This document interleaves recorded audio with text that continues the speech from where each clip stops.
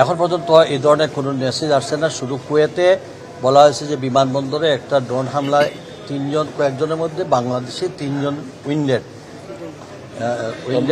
দুইজন, কেউ বলছেন 2 জন, একটু আর সকল এয়ারলাইন্স। হ্যাঁ, তো এখন আমাদের এমবেসি তাদেরকে কন্ট্যাক্ট করতেছে। আমরা বলছি আমাদেরকে টাইম টু টাইম, আমাদের মিশনগুলোকেও বলে দেওয়া হয়েছে, আমাদের রাষ্ট্রদূতগুলোকেও বলে দেওয়া হয়েছে, ওইখানে যদি কেউ প্রবাসে কেউ অ্যাফিডেভিট যাতে তারে সেফ জায়গায় নিয়ে আসা এবং আমাদের কাছে পৌঁছানো।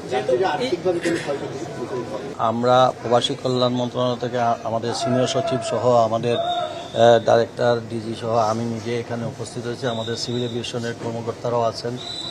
আমরা যেসব ফ্লাইটে প্যাসেঞ্জার ক্যান্সেল হওয়াতে যারা আছে তাদেরকে আমরা অ্যাকোমোডেশন করেছি এবং স্টিল এখন পর্যন্ত আমরা যারাই ফ্লাইট ক্যান্সেল তাদেরকে আমরা তাদের থাকা খাওয়ার ব্যবস্থা এবং গন্তব্যস্থলে পৌঁছে দেওয়ারও আমরা সব ব্যবস্থা নিয়েছি।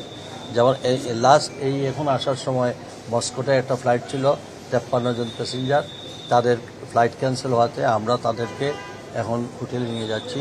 তারপর রাত্রে স্যারিটারি খাওয়াইয়া পরের দিন আমরা অ্যাকাউন্টের গাড়ি দিয়ে এসি বাস দিয়ে আমরা তাদেরকে সিলেটে পৌঁছে দেবো।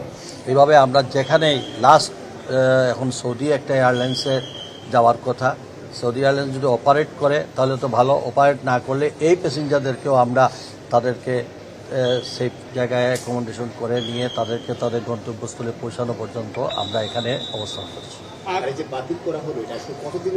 এটা তো আনসার্টেন, এখানে তো বিদেশের, এটা তো আমাদের হাতে কিছু নাই।